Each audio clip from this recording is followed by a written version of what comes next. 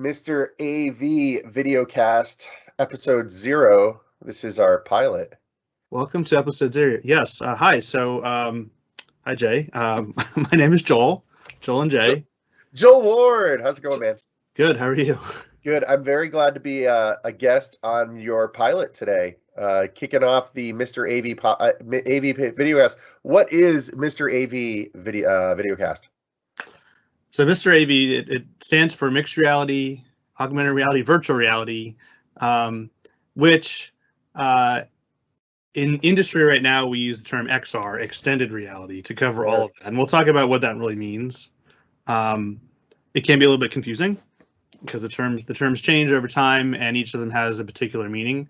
But essentially, the ability for you to transport yourself into a different place, or transport your current place into a slightly different place, right? By extending your reality with some virtual elements, right? That's the idea. So you got options. You said mixed and augmented and virtual. And I think we've been talking about virtual reality for a long time. I didn't realize how long until you shared with me from 1995. We'll just jump right into it. The Nintendo Virtual Boy, is that what it was called? Yeah, so Nintendo came out with a Virtual Boy in 1995, and this was not the first VR thing, by the way, but it was one of the first really major commercializations or attempts at commercialization of consumer VR. Right. And it did not do well. I mean, when you look at it, you can't be surprised. Well, I mean, at the time it was pretty advanced. The problem is the couple problems why this took so long to kind of come to fruition. The display was black and red. Oh, God. It wasn't color. It wasn't high resolution. Right. And it also was not particularly easy to wear. The other part, and then really the biggest thing is the applications or the games for it, right? So just because the tech is there, if you don't have content for it, it's not going to take off. And so creating content for these kinds of things is different than creating content for other mediums. And if you're not creating the content, why would anybody buy it? So I think a lot of reasons it didn't do well. Yeah, I think that's something we're up against right now, right? Like, it's mixed reality and virtual reality and augmented reality, or whatever you want to call it. So there's these options, but when you get there, what can you actually do with it? And I think the average consumer doesn't really know. Like, sure, there's video games. I was talking with a friend of mine, Sharon Weaver. She likes to relax on a virtual beach, like, but beyond that, for the regular person. Not for the nerds like us, but for the regular person, like, what is there? What would I give my wife to get her excited about it, right? Right. That was terrible. And my wife's into a lot of things, so I'm sure there's something that I could give her. You know what I mean, though? Yeah. Well, it's true, right? But I'm very interested in technology. I'm fascinated by new technologies. First, because of the technology itself, but then also how can it be used to make things better, right? Not to force it into a use that doesn't make sense, but where does it actually provide something that a more traditional medium does not? So are you suggesting that we're not going to see farmed llamas wearing mixed virtual reality headsets anytime soon? That might be forcing it into a use. Looking at your shirt. Oh, well, I think there was. Do you know what I'm talking about? I think there was some experimentation with cows in VR. What? Yeah, I'll have to look this up. Maybe we can talk about this in a future episode. But yeah, and actually, this kind of goes into the sort of the what you just mentioned, being able to take yourself somewhere else. But oh my God, therapy. Or sort of more of a psychological means. I'm serious. Like I'm not making this up. No, I'm looking. Did you find it? I went to Google and I typed cows and virtual, and it immediately went reality Russia, and I went, oh, okay. A Russian farm has given its dairy cows virtual reality headsets in a bid to reduce their anxiety. Moscow's Ministry of Agriculture and Food cited research which says They have seen a link between a cow's emotional experience and its milk yield. Initial tests reportedly boosted the overall emotional mood of the herd. I was certain that there was no way the reality of your shirt existed. Yeah. And I am wrong. VR for animals is a thing. And soon you'll be able to buy it for your dog to help your dog with their anxiety. Okay, so let's pause. Let's rewind. Yeah. This is our first episode. We're setting the tone for the whole thing. I look at you, Joel. I see a guy with a lot of interests. I'm pretty sure I see Legos in the background. We've got the danger sign. We've got a certificate back there. Is that your XR certificate on the wall? So that's actually with a company called Cognition that's doing augmented reality. Nice. Combined with brain-computer interface for communication. So they're okay. And actually, we should talk about this also in a future episode. How to combine XR with other sensors in order to do control or analysis and things like that. So there's a whole world there. But that's for people who have trouble speaking, being able to use your mind to control, not read your mind, but control speech. Right. Oh, wow. You can't use your mouth to speak, but you can use your mind to control a device, and using augmented reality for the interface. Right. And then that speaks for you. So and then you have a handful of different types of glasses and headsets over your shoulder. So so let's do this. We talked about the three types of realities there: the mixed, the augmented, and the virtual. You mentioned that that the industry is leaning towards XR as a term.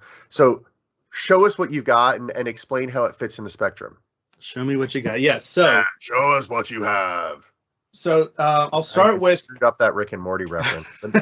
I mean, I'm just a mess. Show me what you got. You did it. You got it. So I'll kind of parallel history too.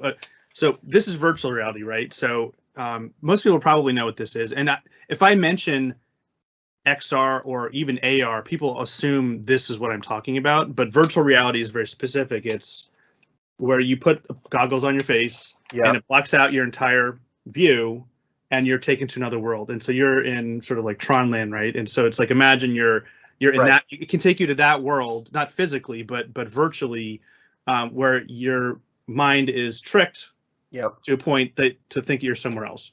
So that's Ready Player One. That's what we're talking about. Yeah. So yes, Ready Player One, which early device. Early device, right? But that's where it's going. Where then the extension of this to that is the idea of that metaverse, a large world where people can come congregate. Right now, that's usually smaller worlds or even just individual. But to the therapy or the virtual travel point you made earlier. Actually, so my son likes using this, putting it on. We're using an app called Wander, which brings in Google Street View from anywhere in the world. Nice. So you can actually visit, and he loves this because Zachary, he loves driving and stuff, and so we can't go everywhere. So he likes going and seeing the world. And actually, the cool thing about that is too, you can also look at different periods of time because the Street View has history. See how it's changed. Point is, you can go somewhere else where you're not. Okay. And then there's a lot more you can do with that, but just think that it's you can do the same thing on a computer, but on a computer you're still seeing the rest of your room, and so it's not quite as immersive. This gives you not only the ability to go somewhere else and focus on it, but it makes it feel three-dimensional. Okay, so that's what people think of what we've been doing for 30, 40 years, virtual reality. What's next? But yeah, and so that came about, by the way, starting around the 60s.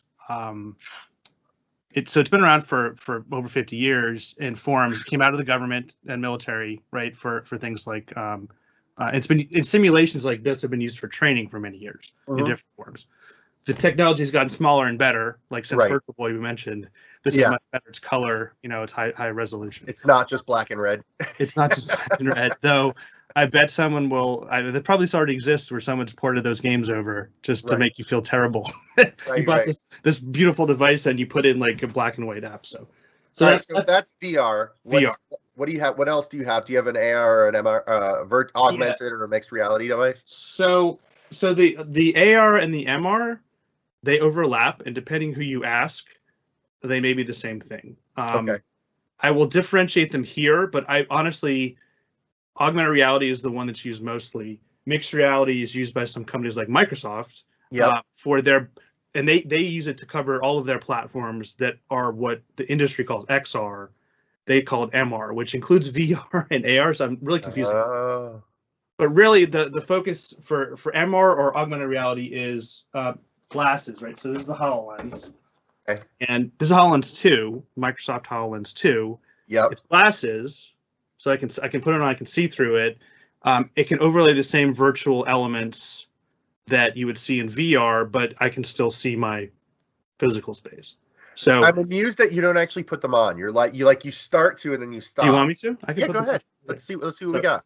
And the HoloLens is nice, by the way. It's an all-in-one device, and this is it was really the first commercial version that was an all-in-one device where there's nothing tethered. It's all wireless. The computer's actually in here. Okay. In this version, they split the computing, so it feels much better. The first version, which I have over there, was very front-heavy. Okay. They've been trying to figure this out for a long time, right? How do you put it in onto a headset? And I'll show you in a second. Then the alternative is you just have the glasses that are tethered to another device, okay, which makes the headset smaller, but then requires some sort of tethering. But here, I can still see you. I can talking to you. I can see your eyes, which is see my eyes, right? Yeah. Yeah. But between my eyes and you, this has what's called a waveguide, and there's a couple of different ways of doing the augmented reality piece. But this has a waveguide. If I turn this on, I can see actually holograms, just like you would see three-dimensional elements in VR. They could be floating in my space, and they will have a certain depth to them. Okay. The sort of base definition of augmented reality versus mixed reality is AR is typically more, it's either two-dimensional or doesn't interact with your world, and mixed reality actually is where the virtual part interacts with your world, in that this actually has sensors. It can sense that there's a table here. Okay. And put on the holograms can actually float on top of the table. That's versus like AR, if you remember the Google Glass from about 10 years ago. I was going to ask you about that, right? I don't have one. That's a classic to have. Google actually still makes it, by the way. And there's a lot of companies that make those types of headsets, which are that's I say true AR in the purest sense. It's more like it's like it's like a pair of glasses with an overlay. Maybe just in one corner of the glasses that is, instead of having to look down at your phone, you have same kind of information that's two-dimensional in your view. And so there's a lot of companies like Vuzix, Google still makes them, RealWear, and there's some others that have some more of a basic glasses style overlay, heads-up display.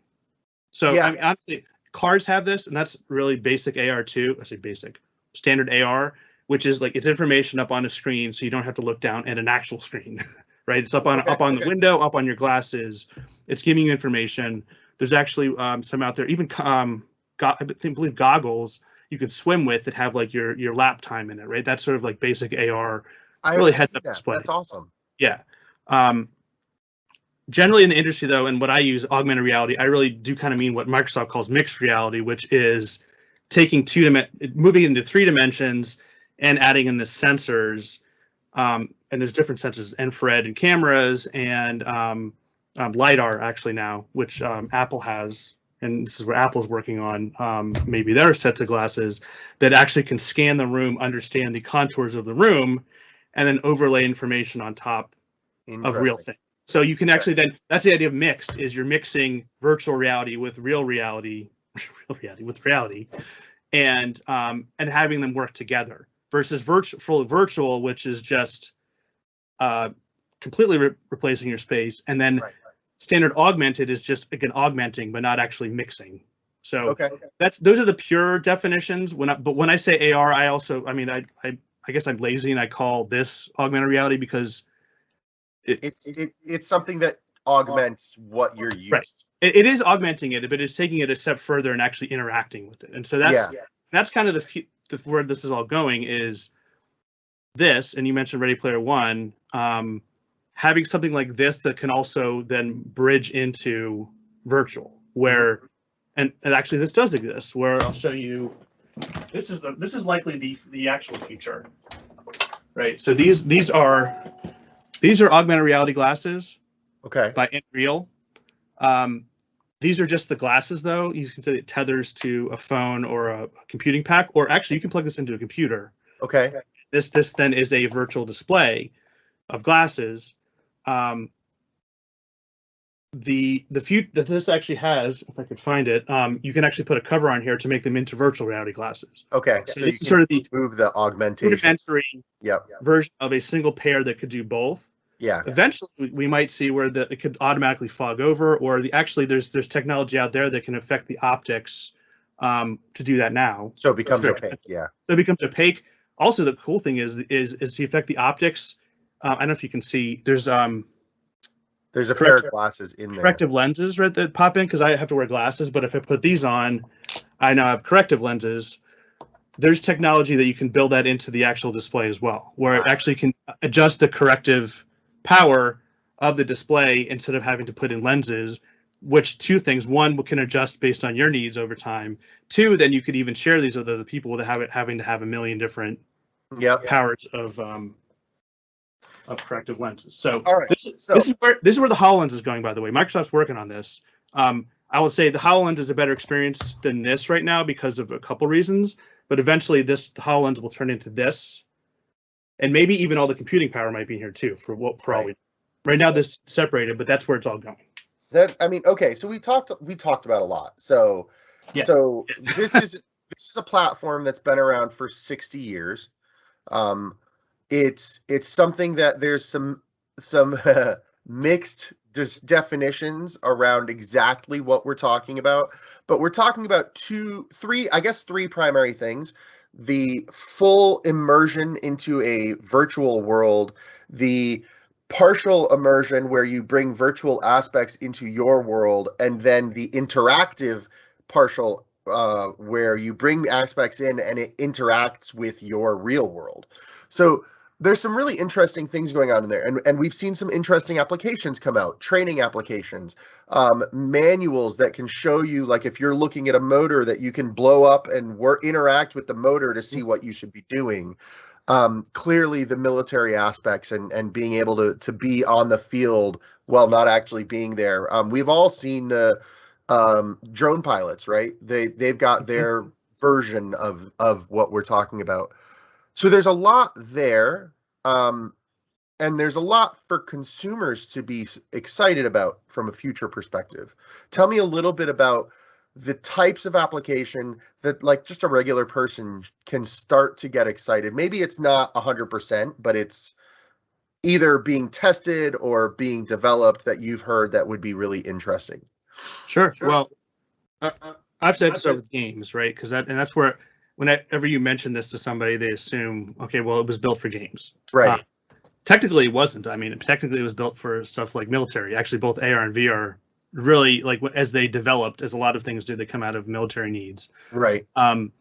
Commercially, they have really grown Oculus and HTC Vive by building games and selling to consumers. But like we mentioned before, it's still sort of a chicken and the egg. You have to have a really, like, what's been the killer app, and that's taken a while now to get with the Oculus Quest and the Quest 2 apps that have sold a substantial number, right? And there's a lot of on here that the cool thing about VR is not only that it's immersive, but also can get you kind of to move in an immersive. It can get you to move, and so the kinds of apps that start to bleed over into the other areas on things like the Quest, because it's portable, are things like health and exercise. So there's Beat Saber for the Quest, which actually gets you up and moving, and so that then starts to bleed over into the area of health and therapy.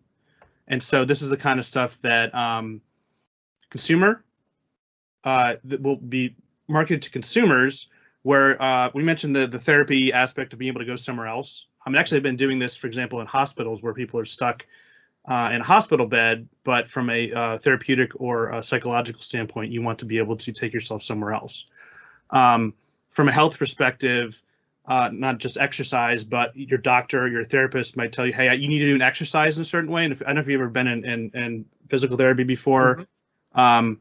you're told to do exercises. You might do it with the person, or you might have to do it at home by yourself. But if you're just staring at a wall, it might not be as interesting as if you're in a virtual world, and that virtual world is telling you, hey, move your arm this way, this way, this way, right? And so it makes it fun. Again, it's not technically a game, but it's using gaming elements to make you do something that is important on the therapy side. That makes sense. I mean, like iFit and Peloton have the I don't want to call them immersive exercise experiences, but you get on a Peloton bike or an iFit treadmill, and you have the video screen with the instructor wherever they are. Like I'm doing a 5K training in Vietnam right now, so I could see that next step of adding a virtual reality headset to it. I'd probably fall on my rear, but I could see adding the virtual reality headset to it and actually walking with the instructor in the space rather than just having the 8-inch screen in front of me.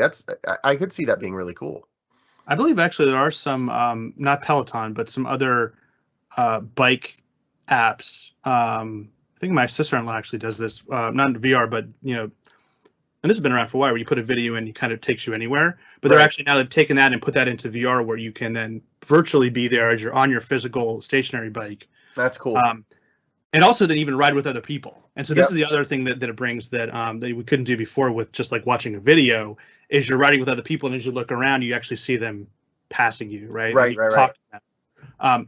That then bridges over into the, and this is kind of where I've been focusing, is most recently, is collaboration and social application, right? So we could do this in AR, VR, where instead of us just looking at each other on a screen, you could be a virtual Jay in front of me, right? And we could actually walk around each other and have more people and have conversations and bring in three-dimensional elements to have a meeting closer to what it would be like in a physical meeting. Not obviously not the same, but so it's like the scene where Kylo Ren and Rey see each other from across the galaxy. Well, yes, kind of like that. Yeah, actually, yes. That's actually that's a good example I will use now. That is like just like that. Actually, you can do that now with some apps, either in AR or VR, and it's getting better. And then there's the serious side of it, which is work, meetings, collaboration, design. Right. And there's the social side of it, which actually has been kind of important during this pandemic. And these have taken off a bit more over the pandemic, where people want to be together and they can't physically be together, but you can get into some of these virtual worlds, a la Ready Player One, right, and have more of a social interaction than just looking at someone's face or just talking to them. So this has been evolving quite a bit over the past year, and I'm real excited about it. And then the Microsoft's whole idea with mesh, and then taking that to the level above, where you bring in more interactive elements. Kind of like it actually, I say the collaboration part is sort of that dividing line, where then you can do the other kinds of things we've been talking about, like I mentioned, design, training and maintenance, operational things, and then tie people in from wherever they are. Right. And what I'll mention is, by the way, it's not just remote, right? So right now we're all separated, so we can't be together, but using mixed and augmented reality, if we were both in the same room with something like a HoloLens, and we'll talk about this in the future, we could both have HoloLens on and see the same virtual things at the same time and interact with them, right? So Microsoft did that with their Ignite keynote, their mesh keynote. They had some really interesting stuff that allowed humans to interact with virtual, and they showed different examples. They had the big room where they had a keynote presenter that was brought into the virtual space, but then they also had other scenarios where they had people in office type situations looking at a virtual space, and they were all looking at and interacting with the same thing, whether they were in the same room or not. So that it's really quite interesting where this direction is going. Yeah, and this is what I have been waiting for, is taking the idea of either a single user application or just a multi-user application, but just within that application, and then connecting it across, in theory, anything, where you sort of have the applications are almost like rooms in a building or buildings in a city, where you can be in a virtual space and go from place to place, without having to kind of open and close different applications, or be siloed as much as it works now. Right. So I think we haven't seen exactly where it's still evolving, but I have a good idea of where I'd like to see it go, and that's what's real exciting about how this is all coming together. So let's kind of rewind. We've been going on for about 25 minutes. The Mr. AV video cast. I'm hearing an opportunity to talk about the value of the technology, not just the geek out on the tech itself, but actually talk about the value of the technology, the different types of technology, and the direction of the industry, and how it'll affect not just the high tech investors of the space, but how it has the potential to affect the average consumer, the average business. It sounds like we have the potential to talk about games or movies. We have the potential to talk about history, which is a lot of fun. And then we have a lot of potential to talk about just general business applications, from, you mentioned physical therapy to office applications. I think in our banter offline, we've talked about different types of vendors, different capabilities, what an avatar might look like, where the technology has gotten to bringing full human projection into the space. So from what can people expect? I don't know. It sounds like a lot. It sounds like there's a lot. There's a lot of topic around here, and a lot has been there's a lot out there too, right? I think one thing that I also, as you were talking, one thing that I would like to do is make sure we're also pointing people to all the other cool stuff that's been shared. A lot of it has been around the tech. There is also what I like to focus on is more here's the uses of it, both on the business and on the personal consumer side. And then mix in there some, as things evolve, like where people are actually, here's the two things: where people are actually selling now, and this is selling, right? People are buying this. They're buying it for games. They're buying it for serious use. They're also developing for it. And then where are the cutting edge spaces where people are trying it out and trying to figure out, does this make sense or not?